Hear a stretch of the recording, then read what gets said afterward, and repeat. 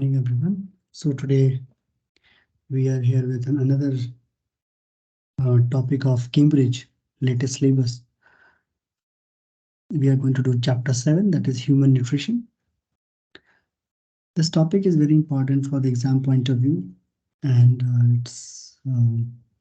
it's quite slightly conceptual. You have to remember some key terms, some enzyme names, some processes, some definitions. So let's go ahead with the topic. So chapter 7 consists of human nutrition. They have 7.1. We'll talk about the balanced diet, and we'll discuss what you meant by the balanced diet. Then we'll talk about principal dietary source and importance of carbohydrate, fats, oils, proteins, vitamins C and D, mineral ions limited to calcium and iron, fibers, water, and what causes scurvy and rickets. Then 7.2 consists of digestive system. We'll talk about the system. Mainly we will limit it to the alimentary canal, the mouth, esophagus, stomach, small intestine, including duodenum and ileum, and the large intestine, limited to colon, rectum, and anus. Then we will talk about some glands, which is associated with the organ, like salivary gland, pancreas, liver, gallbladder. Then we'll talk about the function of the organs of the system listed in the 7.2.1, that is alimentary canal, mouth, esophagus, in relation to ingestion, digestion, absorption, assimilation, and egestion. And 7.3 consists of the processes. We will discuss about physical digestion of the food. Then we'll talk about the role of physical digestion, identification of the diagrams and image type of human teeth consist of incisors, canines, premolars, molars. Then we'll discuss about the human teeth limited to enamel, dentin, pulp, nerve system, blood vessels, cement, and understand that teeth are embedded in the gum, in the bone socket. Then we will talk about the function types of human teeth in relation to physical digestion, then stomach, role of bile in emulsification of fat. Then we'll talk about chemical digestion, focuses to the chemical digestion. We'll talk about amylase enzyme, protease enzyme, lipids. Then we'll talk about the function of hydrochloric acid. Then we'll talk about how digestion of starch takes place, digestion of protein takes place. Then explain that bile is alkaline liquid and how they do the emulsification. And once food is digested, the food is going to get absorbed. So in which we'll talk about small intestine where the absorption takes place. We'll talk about the microvilli and the villi. We'll see the structure of villi. We'll see the role of capillary and lactals in the absorption and role of large intestine in absorption of water. So quite big. Have patience. We'll try to cover all this topic in 25 to 30 minutes. And with the help of this PPT, you will get all the information in very precise manner. So let's go ahead.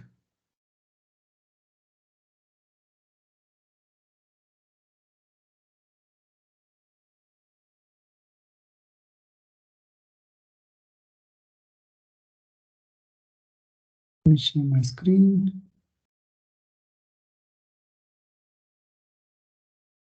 Right, animal nutrition. Diet and deficiencies. So we know that balanced diet means a diet which is consist of all the food component in an appropriate proportion. Like everything should be there, like carbohydrate, proteins, lipids, vitamin, mineral, water, everything will be in the precise manner which makes the balanced diet. So balanced diet is consist of all the food component. So generally in your food you will find that carbohydrate is more in number. The only function of this carbohydrate is to provide energy, And there are so many sources we have. So sources are listed here like bread, cereals, pasta. Protein is another biomolecules, another important component in the body, helps in growth and repair, present in the pulses, nuts, eggs, fish. Lipids, main function is insulating the body, and the main area is storing the energy. That's the main function of the lipids. Where we can get from butter, nuts, and all the dry fruits. They contain lipids. Dietary fibers, you will provide bulk roughages so that your intestine get cleaned. So all green vegetable, whole wheat grains they have fibers. Vitamins needed for small quantity to maintain the normal metabolism, normal health. You can get vitamins from all the fruit juices. Minerals needed in small quantity. Water needed for chemical reactions. So the important is the food type and the function. Next, let's talk about vitamins and the minerals which is required in the diet. So in the syllabus, we have to discuss vitamin C and vitamin D. And in the mineral category, we'll talk about calcium and iron. So vitamin C is a form an essential part of the collagen protein, which makes your skin, hair, gums, bone, muscles. And if there is a deficiency of vitamin C in the body, you will get scurvy. It's a deficiency disease.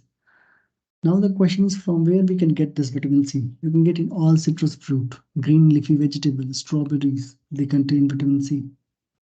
Vitamin D helps the body to absorb calcium, so required for strong bone formation and teeth formation.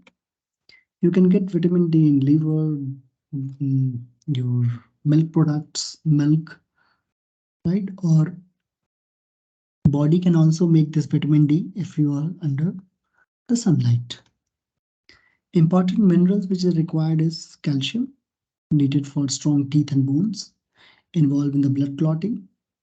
If there is a deficiency, it will cause osteoporosis, means there is slowly the calcium will release from the bone and your bone will become soft. From where we can get the calcium? Very good source is milk, cheese and eggs. Iron, we know iron is a very important metal present in hemoglobin, and the pigment is red blood cells that helps in transportation of the oxygen. You can get iron from green leafy vegetable, red meat and liver too. Now, the dietary requirement is not a universal for everyone. It is depend on so many functions. It depend on age. Like suppose you are young, your age is around 12 to 16. Obviously, your body is growing, your muscles are forming, your hormones are secreted, right? So body needs more energy, more energy. So how to get more energy when you have a different dietary requirement with respect to the other people? So the amount of energy for the young peoples need to increase when they go to the adulthood age. So people needs higher proportion of proteins in the diet so that it is required for growth. Energy also needed to decrease as the age will progress. Energy requirements keep on decreasing. Second is the activity level. When we say activity level, the meaning is what kind of work you are doing. If you have a more physical work, then more carbohydrate, more protein is required. During pregnancy, obviously during pregnancy, female need a special dietary requirement because the energy is needed to provide support as well as helps in growing the developing fetus, as well as the larger mass that the mother needs to carry out around because she is again moving with the extra mass, so she need more energy. Extra calcium, iron is required so that bone formation and keep on going in the fetus. Breastfeeding, obviously, mother is have to give calcium and other nutrients to the baby during breastfeeding. So she needs extra diet so that it helps in milk formation. Scurvy is the name of a severe vitamin D deficiency. It causes when vitamin C is not there in the diet for over 3 months. And the symptoms you will find in the person is they are anemic, they are feeling exhausted, spontaneous bleeding, swelling, ulcerations, tooth loss. And it is a condition that was commonly seen in sailors between 15th to 18th century because the long sea voyages made it very hard to access a ready supply of fresh products. So scurvy can be treated if you are giving vitamin C supplements. So if you are giving in a month or in a week, then it will be easy. So it's very important to get vitamin C supplements if you are not feeding yourself with green leafy vegetables or citrus fruit. Rickets is another condition generally found in children's. They have a poor bone development, and the symptoms will find deformed bones, soft, weak bones. There is a lack of bone growth, bone pain you will find. Rickets is caused by severe vitamin D deficiency. So if suppose there is vitamin D deficiency is not present in the body, then this problem will come. You can easily treat this rickets is to by increasing the consumption of food which contain calcium or vitamin D, like sitting under the sun, or you can have calcium in the form of sources, milk product, or you can take supplements. So nowadays people go for supplements. Okay, so this is your human digestive system, and whatever parts are labeled, that is important as per the Cambridge syllabus. So some glands are there which you have to know is strike with red, and the normal part of the system is labeled with blues asterisk you can see here. Starting with mouth, then we have esophagus, then we have stomach, then we have a liver, gallbladder, bile duct, pancreas, small intestine, large intestine, rectum, and anus. So there are some accessory parts and some main parts. So main part consists of mouth, esophagus, stomach, then you have duodenum, small intestine, large intestine, rectum, and anus. Accessory parts are like liver, gallbladder, pancreas. These are accessory parts. Means it is not in the main system. Function of mouth and the salivary gland. Mouth contains salivary gland, and mouth is a place where mechanical digestion takes place. So teeth which is present, they chew the food, they masticate the food, they grind the food to break it into smaller pieces so that it increases the large surface area for the enzyme secreted by salivary gland to digest the starch into maltose. And you will find that the food is shaped into a ball-like structure that's called bolus by the help of tongue and by the help of saliva, which makes it easy for the food to go down into the stomach through esophagus. Next, we have esophagus. So esophagus is a tube which connects mouth to the stomach. There is no digestion, there is no glands here, so bolus will go down into the stomach. Okay, now in stomach, food is mechanically digested by the churning action of the muscles, and they produces protease enzyme. Example is Pepsi. They start digesting the food chemically. So all the proteins are broken down into peptones and proteoses. Stomach also secrete hydrochloric acid present in the stomach. What they do, they kills the bacteria first and maintain low pH for this protease enzyme pepsin to work. And the optimum pH is around 2 to 4 in case of human. Small intestine, the first section called the upper part, in which the tube which comes out from the stomach, that's duodenum. where the digestive foods from the stomach comes into and mixes with the pancreatic juice. Pancreatic juice is the juice secreted by pancreas. And the pH of the small intestine is slightly alkaline, which is around 8 to 9. So food is coming from the stomach. They are in acidic in nature, and the food is now in the small intestine, that is duodenum. There is a higher pH, or you can say slightly alkaline. So slightly alkaline is due to the bile. Bile is a salt which neutralizes the acid and make the pH alkaline. Then second secretion section of the intestine called ileum, where absorption of the food will take place, right? And then we have a large intestine where all the water which is produced during the process is being reabsorbed, because water is very important. It must be reabsorbed. A body can't lose water just like this, right? So it's very important. Then feces are stored in the rectum, which is undigested food, and it is removed by the process of egestion through anus. Pancreas.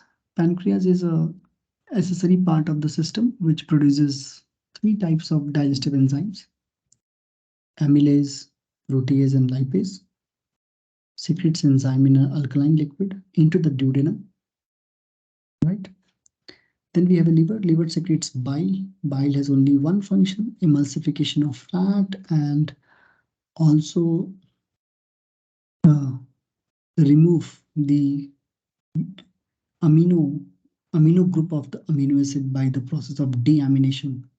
We'll discuss this in the later stage. This is not a digestive function, right? Means deamination is another function of the liver. Gallbladder, they secrete the bile which is secreted by the liver is stored here temporarily.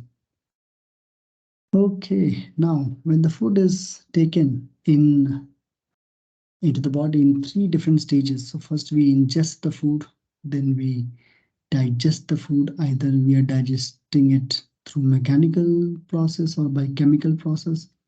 Then we do absorption, assimilation, and digestion.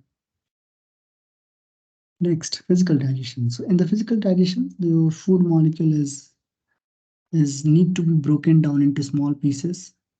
And whenever we talk about the grinding of the food, the main purpose is to increase the surface area so that enzyme will act on it efficiently. And how to increase the surface area? By chewing the food molecule in the teeth, I mean by the action of teeth, churning action by stomach, and emulsification of the fat by bile. These all comes under physical digestion. Teeth and digestion. So in human, we will find there is four different type of teeth. Incisors, which are front teeth. Then next to these, then there is a canine teeth, then premolar, and the innermost is the molar teeth. We'll see in the diagram and we'll try to understand the shape and the function. So see, this is incisor, slightly pointed, sharp edge. Canine is pointed, highly pointed.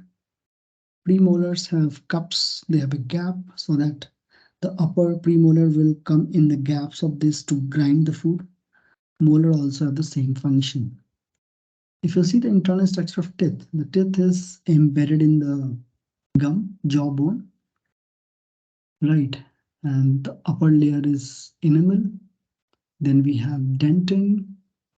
Then we have nerve cells, nerves which is connected to the dentin. Then we have a gum. So this whole teeth is embedded in gum into the jawbone. Then we have a pulp cavity. Then there are blood vessels which are providing nutrition. So when there is a suppose there is a bacterial infection in the teeth, so bacteria degrade all these layers and reaches to the nerve system. When the when it reaches to the nerve system, then we call cavity, means a small hole. That is a sign of sensitivity, right? So there are so many ways to reduce the sensitivity. Okay, so now see the teeth, how they look like.